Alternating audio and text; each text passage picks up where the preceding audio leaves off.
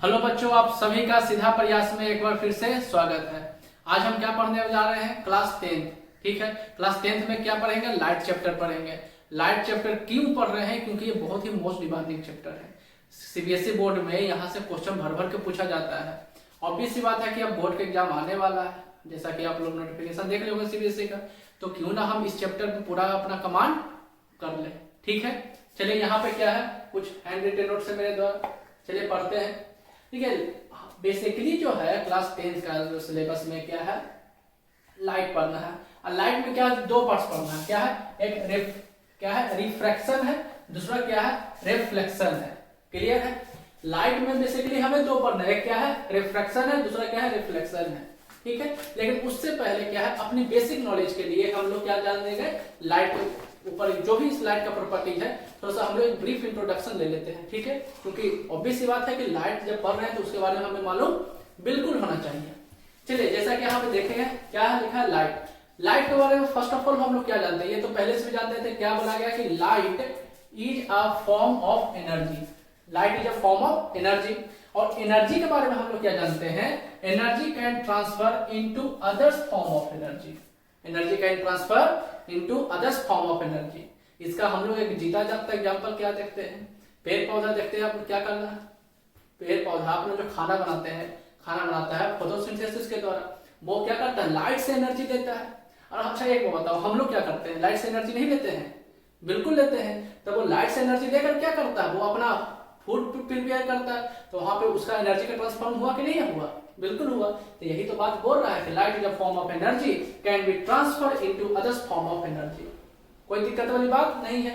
Second point क्या बोला गया है, light is an electromagnetic wave.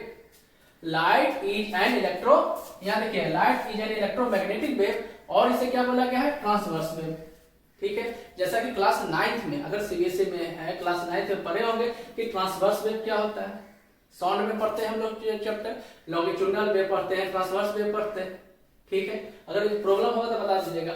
आप देखिए यहाँ पे सिंपल से बात, इसके लिए इलेक्ट्रोमैग्नेटिक वेव के लिए एक छोटा सा इंट्रोडक्शन दे देते हैं। इसका बड़ा इंट्रोडक्शन क्लास 12th में आपको मिलेगा। ठीक है, इलेक्ट्रोमैग्नेटिक वेव का मतलब कुछ पता चल रहा है ना। इलेक्ट्रोमैग्नेटिक वेव समझ रहे, electric field plus magnetic field.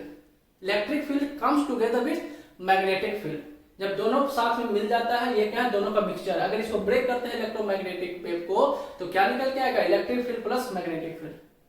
बात आ रही समझ में? तो ये क्या बोला गया कि light is an electromagnetic wave, और भी क्या बोल सकते हैं, ट्रांसवर्स वेव होता है। कोई दिक्कत वाली बात नहीं है।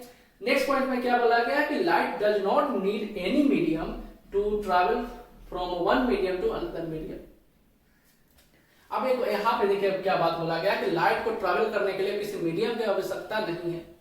लाइट क्या है, अपना एक वैक्यूम स्पेस में जिस तरह से स्पीड से चलता है, वो बोलता है लगभग हर एक ये मीडियम में वो क्या करता है, ट्रैवल कर सकता है। उसे किसी भी मीडियम का रिक्वायरमेंट, किसी भी मीडियम मटेरियल का रिक्वायरमेंट बिल्कुल भी नहीं है।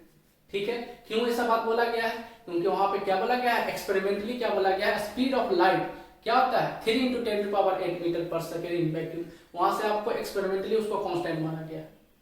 ठीक है, नेक्स्ट में क्या बोला गया है, the wavelength of light change when it goes from one medium to another medium. अब एक बात समझिएगा, हम आपको क्या बोले, सिंपल सा, अभी हम क्या पढ़ रहे हैं, लाइट पढ़ रहे हैं। अभी हम नहीं रिफ्रैक्शन का बात कर रहे हैं, नहीं रिफ्लेक्शन का बात कर रहे हैं। ठीक है, ये क्लास 10 में पढ़ना है, लेकिन अभी हम लाइट का बात कर रहे हैं। ये जब बात हम बोले कि वेवलेंथ जो चेंज होता है one medium to another medium, ये वाला बात हमें कहाँ पढ़ना है, रिफ्रैक्शन पार्ट में। ठीक है, जैसा कि एक छोटा सा इंट्रो देख लीजिएगा। यहाँ पे क्या है, नॉर्मल है, ये आपका क्या है, नॉर्मल है। ठीक है, यहाँ पे क्या है, ग्लास स्लैब है। अब यहाँ पे क्या है, मीडियम फर्स्ट है, और यहाँ पे क्या है, मीडियम सेकेंड है। जैसा कि हम लोग देखेंगे, ये बात हम लोग को पढ़ना है क्लास 10th में। अब यहाँ से क्या बोला गया, इंसिडेंट रे है, यहाँ से क्या बोला गया, ये आई, और यहाँ पे क्या बोला गया, आर, दोनों क्या बोला गया, इक्वल होते हैं। ठीक है, तो यहाँ पे क्या बोला गया कि ये मीडियम फर्स्ट, अगर इसको हम लोग रेयर बोलते हैं, ऐसे क्या डेंसर बोलते हैं। अगर नहीं भी समझ में आ रहा तो समझिए, ये क्या आपका एयर है, ये आपका क्या है, वाटर है। तो इसमें क्या होता है, स्पीड ऑफ लाइट चेंज हो जाता है। स्पीड ऑफ लाइट, ऑब्वियस सी बात है, ये क्या है, वाटर डेंसर है ना एज कंपेयर टू एयर। तो यहाँ पे स्पीड ऑफ लाइट चेंज होगा। तो स्पीड ऑफ लाइट चेंज हुआ तो वेवलेंथ पे क्या फर्क पड़ेगा। यहां से देखिए, speed of light equal to हम लोग क्या जानते हैं, wavelength into frequency, wavelength into frequency. इसका मतलब क्या है, c equal to lambda into frequency. इसका मतलब क्या है कि स्पीड ऑफ लाइट पे अगर कोई इंपैक्ट होता है तो उसका वेवलेंथ भी चेंज होगा, उसका फ्रीक्वेंसी भी। ठीक है, क्या होगा, कोई दिक्कत वाली बात नहीं है। क्या बोला गया, wavelength of light change when it goes from one medium to other medium. क्यों, क्योंकि स्पीड ऑफ लाइट क्या हो जाता है, कम हो जाता है। कम हो या ज्यादा उससे फर्क नहीं पड़ेगा, लेकिन स्पीड ऑफ लाइट में जब चेंज होगा तो वेवलेंथ भी चेंज होगा। ठीक है, ये बहुत ही इंपॉर्टेंट पॉइंट है लाइट के बारे में। इसको अगर छापना है तो छापिए, नहीं तो जो स्क्रीन ले लीजिए।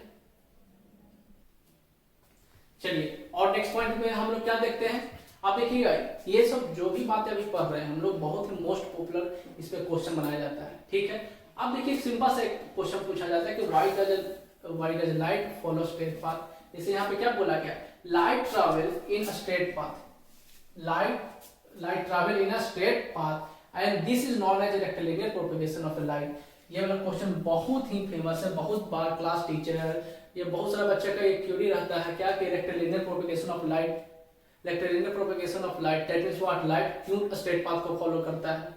ठीक है, तो इसके बिहाइंड में हम लोग क्या देखे थे, इसका नेक्स्ट कुछ पॉइंट पहले कि लाइट कैसा होता है, ट्रांसवर्स वेव का होता है ना, इलेक्ट्रोमैग्नेटिक वेव का होता है। इलेक्ट्रोमैग्नेटिक वेव करेक्टर होने के कारण क्या होता है, वो स्ट्रेट पाथ को फॉलो करता है। ये बहुत ही पॉपुलर क्वेश्चन है कि why does ray of light travel straight path. ठीक है, नेक्स्ट पॉइंट में क्या बोला गया है, the frequency of light wave remain the same in all medium. बोला गया क्या कि स्पीड ऑफ लाइट जब चेंज होगा तो क्या चेंज होगा, वेवलेंथ चेंज होगा।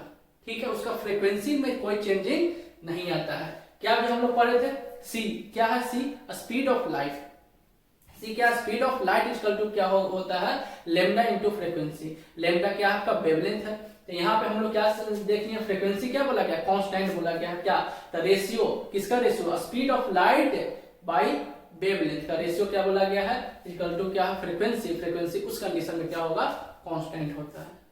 ठीक है, तो लाइट के जो भी पॉइंट बातें थे, लाइट के ऊपर जो भी कैरेक्टरिस्टिक थे, ठीक है, तो वो हम ये लोग यहाँ पे फिनिश करते हैं। नेक्स्ट पॉइंट में क्या पढ़ेंगे, आप क्या पढ़ेंगे, हम लोग रिफ्लेक्शन ऑफ लाइट पढ़ेंगे। रिफ्लेक्शन इसके बाद पढ़ेंगे। ठीक है, तो इसको छापिए, छापने के बाद बताइए। चलिए, हम लोग क्या अभी तक फिनिश कर लिए, लाइट। ठीक है, लाइट के जो भी इंपॉर्टेंट पॉइंट्स है वो सारा कुछ हम लोग देखनी है। अब हम लोग क्लास 10th का जो रियल टॉपिक है क्या है, रिफ्लेक्शन ऑफ लाइट अब हम लोग पढ़ेंगे। ठीक है, तो लाइट के बारे में जानेंगे। चलिए, अब हम लोग क्या पढ़ेंगे, रिफ्लेक्शन ऑफ लाइट।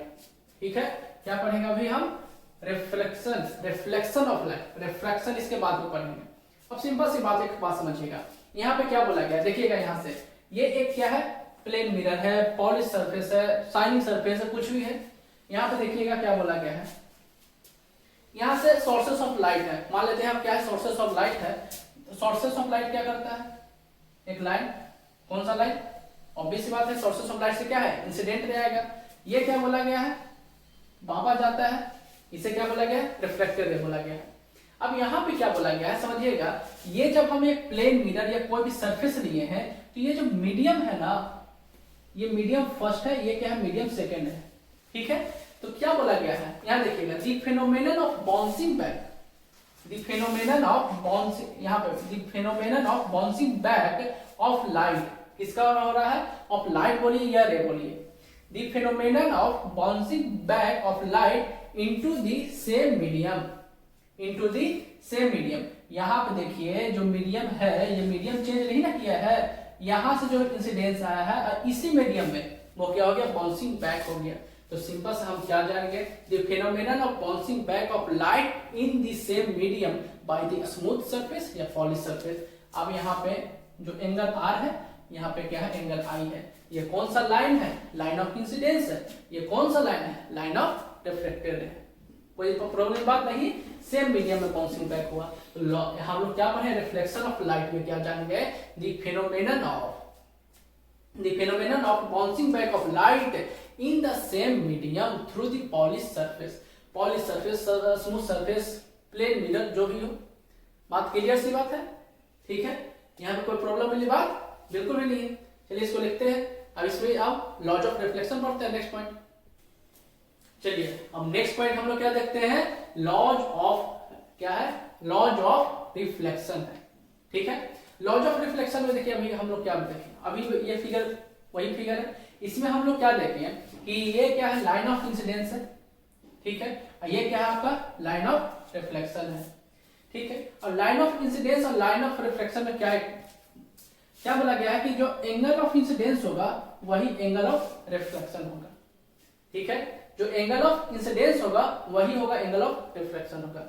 अभी बात क्या बोला कि ऐसा क्यों होगा भाई, एक बात बताइए, अभी लाइट के प्रॉपर्टी में हम लोग क्या पढ़े, लाइट के प्रॉपर्टी में क्या पढ़े कि लाइट का जो स्पीड जब तक वेरी नहीं करेगा, लाइट का स्पीड कैसे वेरी करेगा, जब मीडियम चेंज होगा। जब आप बताइए जिस स्पीड से आप चल रहे हैं एक्सटर्नल फोर्स आप पे नहीं एक्ट करेगा तो आपका स्पीड घटे या बढ़े उससे कोई फर्क नहीं पड़ता है, कोई चेंजिंग हम नहीं ना बोल सकते हैं जब तक आप पे कोई एक्सटर्नल फोर्स ना लगे। यहाँ पे क्या बोला गया, जब मीडियम ही नहीं चेंज हुआ तो स्पीड ऑफ लाइट नहीं चेंज होगा, स्पीड ऑफ लाइट नहीं चेंज होगा, इसलिए क्या बोला गया, I = R होगा। ठीक है, तो फर्स्ट लॉ में हम क्या बोला गया है कि यहाँ पे देखिए ये कौन सा लाइन है, इंसिडेंट, ये क्या है आपका नॉर्मल,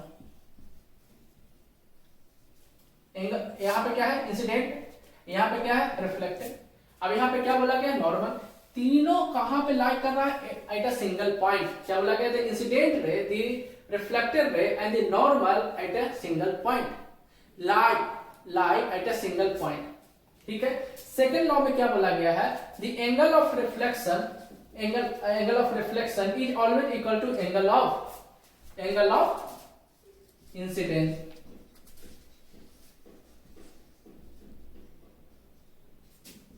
एंगल ऑफ इंसिडेंट। अब अभी ना बस बात बताया कि यहाँ पे क्या बोला कि एंगल I = क्या हो गया, एंगल R। कोई इसमें प्रॉब्लम वाली बात ही नहीं है, क्यों होगा एंगल I = एंगल R, बार हो रहे हैं, देखो ना सेम मीडियम है, याद रखो ये क्या है, ये मीडियम है, मीडियम 1, यहाँ भी क्या है, मीडियम है, तो यहां से जो इंसिडेंट आ रहा है रिफ्लेक्टेड सेम ही मीडियम है ना, तो सेम मीडियम में स्पीड ऑफ लाइट का कोई फर्क पड़ेगा, नहीं पड़ेगा। सेम मीडियम में क्या स्पीड ऑफ लाइट का फर्क पड़ेगा, नहीं पड़ेगा, तो एंगल में क्यों चेंजिंग होगा, नहीं ना चेंजिंग होगा, इसलिए I = क्या होगा, एंगल R। क्या अभी तक जो पढ़े बात समझ में बिल्कुल आ रहा है, अब हम क्लास 10th में जो पूछा जा रहा है उसके अकॉर्डिंग हम काम कर रहे हैं। ठीक है, मिलते हैं नेक्स्ट वीडियो में और करते हैं, चलिए मिलते हैं।